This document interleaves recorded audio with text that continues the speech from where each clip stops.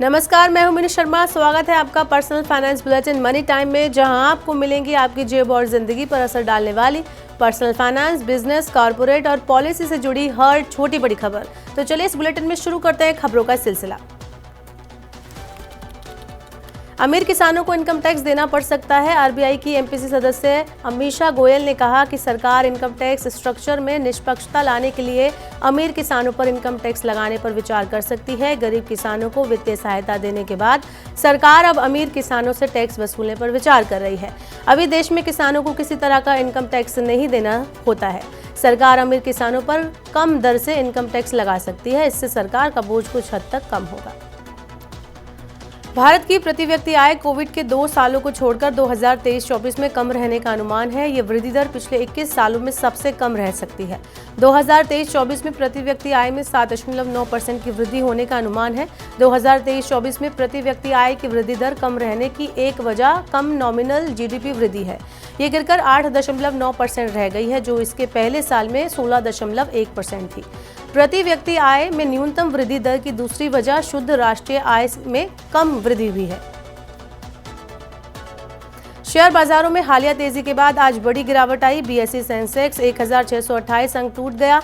पिछले 18 महीनों में ये सेंसेक्स में एक दिन की सबसे बड़ी गिरावट है।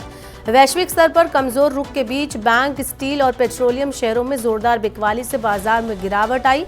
निफ्टी 460 अंक लुढ़क कर 21,571 अंक पर बंद हुआ। अमेरिकी फेडरल रिजर्व की नीतिगत दर में कटौती में और देरी की आशंका से भी निवेशकों की धारणा प्रभावित हुई। इससे बाजार में गिरावट आई है। शेयर बाजारों में गिरावट के साथ सोने चांदी में भी कमजोरी रही। दिल्ली सराफा बाजार में आज सोने का भाव 400 रुपए की गिरावट के साथ 63,050 रुपए प्रति 10 ग्राम पर आ गया। चांदी की कीमत भी 600 रुपए घटकर 75,800 रुपए प्रति किलोग्राम रह गई। वैश्विक बाजारों में सोना गिरावट के साथ $2024 प्रति औंस, जबकि चांदी का भाव $22.70 प्रति औंस पर रहा। मजबूत डॉलर इंडेक्स और अमेरिकी बॉन्ड यील्ड बढ़ने के कारण सोने चांदी पर दबाव देखा गया। जियो फाइनेंशियल सर्विसेज लैपटॉप, फोन और एयर फाइबर के साथ अन्य डिवाइस को रेंट पर उपलब्ध कराएगी। जियो फाइनेंशियल सर्विसेज कॉर्पोरेट्स के लिए एक फाइनेंसिंग मॉडल के तौर पर डिवाइस एज ए सर्विस पेश करेगी। इसके तहत कंपनियां डिवाइस को खरीदने के बजाय उन्हें रेंट पर ले सकेंगी। इससे कंपनियों का कैश फ्लो सुरक्षित रहेगा और वो अपने आईटी फ्लीट को बेहतर ढंग से मैनेज कर सकेंगी। जियो फाइनेंशियल एयर फाइबर, फोन और लैपटॉप जैसे डिवाइस को लीज पर उपलब्ध कराएगी। ऐसा कर कंपनी कंज्यूमर डिवाइस के लिए एक नया बाजार तैयार करेगी।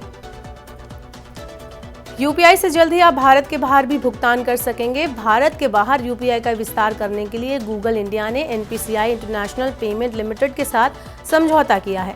समझौते के तहत भारतीय यात्री अब अन्य देशों में गूगल पे के माध्यम से भुगतान कर सकेंगे। इस सुविधा के बाद यात्रियों का कैश साथ ले जाना और अंतर्राष्ट्रीय भुगतान गेटवे का सहारा लेने की जरूरत खत्म हो जाएगी। इस समझौते से यूपीआई की वैश्विक उपस्थिति मजबूत होगी।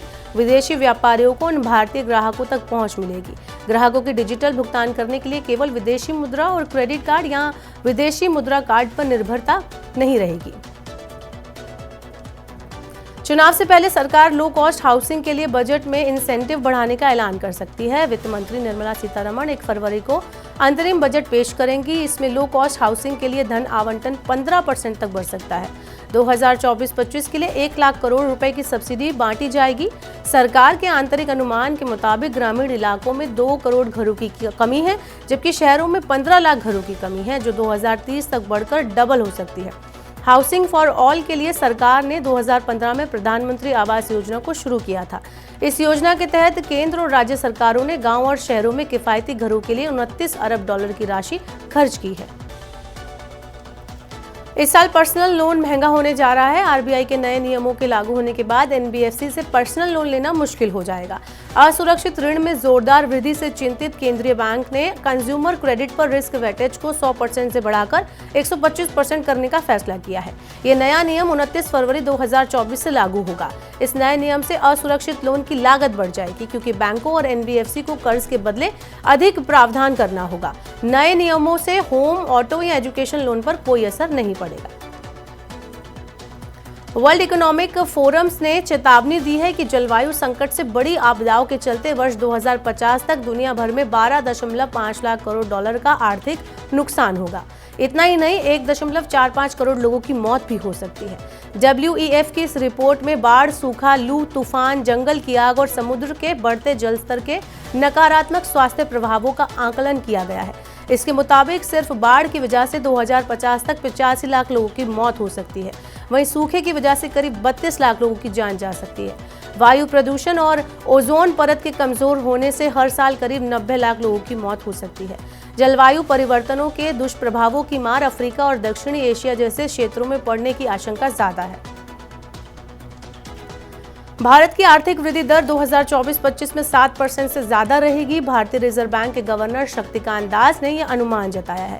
दास ने कहा है कि हाल ही के वर्षों में सरकार ने जो सुधार किए हैं उनसे भारतीय अर्थव्यवस्था की मध्यम दीर्घकालिक वृद्धि संभावनाओं को बल मिला है। चुनौतीपूर्ण वैश्विक आर्थिक माहौल के बीच भारत वृद्धि और स्थिरता की मिसाल पेश करेगा। वर्ल्ड इकोनॉमिक फोरम में दास ने कहा कि वैश्विक आर्थिक मोर्चे पर महंगाई में गिरावट हुई है, लेकिन वृद्धि दर कम बनी हुई है। और अब आखिर में आईपीओ अपडेट देते हैं आपको। नोवा एग्रीटेक लिमिटेड आईपीओ लेकर आ रही है। कंपनी का आईपीओ 22 जनवरी को खुलेगा और 24 जनवरी को बंद होगा। कंपनी ने आईपीओ के लिए प्राइस बैंड 39 से 41 रुपए प्रति शेयर तय किया है।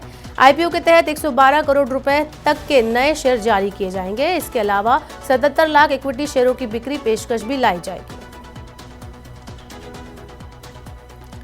तो ये थी मनी टाइम में आज की बड़ी खबरें। वक्त हो गया आपसे विदा लेने का। अब आपसे होगी कल मुलाकात। पर्सनल फाइनेंस से जुड़ी खबरों को पढ़ने, सुनने, उनसे जुड़े खास कार्यक्रमों को देखने के लिए मनी 9 के सुपर ऐप को जरूर डाउनलोड कर लें। साथ ही आज का हमारा मनी टाइम आपको कैसा लगा, नीचे कमेंट बॉक्स में अपनी राय हमें देना ना भूलें। फिलहाल के लिए इस बुलेटिन में इतना ही। बने रहिए मनी 9 के साथ। नमस्कार, शुभ रात्रि।